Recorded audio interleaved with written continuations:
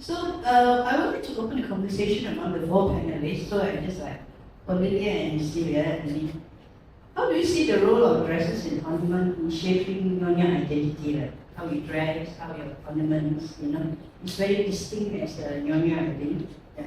This is a very short sharing. 2 words. Yeah. 2 words. No, Lily and Celia. Yeah. 2 words. Optics. Yes. What do you know? First impression. You dress like a Nyonya. The first thing people will ask you, Nyonya, huh? And I'm so used to it. I get into a Grab, and the first thing they will ask me, Nyonya, huh? So how do you know? How do you assume I'm Nyonya? It's like all the time it's like Nyonya Melaka. I say, no, I'm Nyonya from Tanto now. Lobby now. So no, even if you're not Nyonya, you dress like one, you act like one, you behave like one, like I said, the finesse. It's you are Nyonya, you dress. So it's first impression. You dress like one, you may not be Nyonya, but the first impression of you get is you are Nyonya. First impression. So 2 words, optics. Yes? And first impression, stay clear. Thank you. For me, same thing. Wearing a baju kebaya and sarong does it make me feel more Nyonya? I don't think so, because at home, like you, I'm in t-shirt and shorts, right? But I'm still a Nyonya to me, okay? But I find that when I go out, in particular when I'm going out to attend functions that is Peranakan themed, like today, like any other days that I go out where there's a Peranakan theme, I'm always in my kebaya, my sarong kebaya.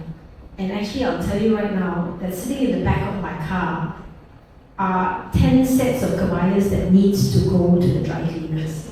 Because I've worn it so often over the last few weeks that I actually have 10 sets sitting in the back of my car waiting for the dry cleaners. So yes, it makes you feel, does it make you feel more Nyonya, but is it just optics, as Auntie Lily says?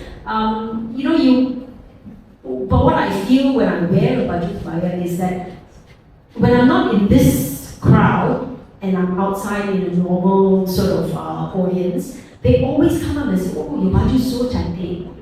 It's so beautiful. So it makes you feel good as well, wearing something like this. Thank you, Lily and Celia. When we say dress like a Nyonya, it reminds me of the song, walk like a tuition. So you dress and Nyonya. Yeah. So now I'd like to ask Lisa and David. So, do you think heritage hubs and storytelling spaces are enough to sustain culture across generations? Or do we need more active interventions? That is, the storytelling? Yeah. Very, very simple. So, for Nyonya Hari, it's a place that tries to bring people together to share stories. But I think with things that are changing so fast in today's world, to have a space that gives each other space to talk about what it means in terms of identity is important, but it's not, in terms of sustaining culture, I think it still has to be lived out in our everyday life. Well, I think it has to be in terms of is it enough to sustain the culture? At least we have to try to make it so. It's like, which is why I guess talks like these, it's like making people aware. It's wearing the sarong kebaya and whatnot are all opportunities for us to basically maintain the culture.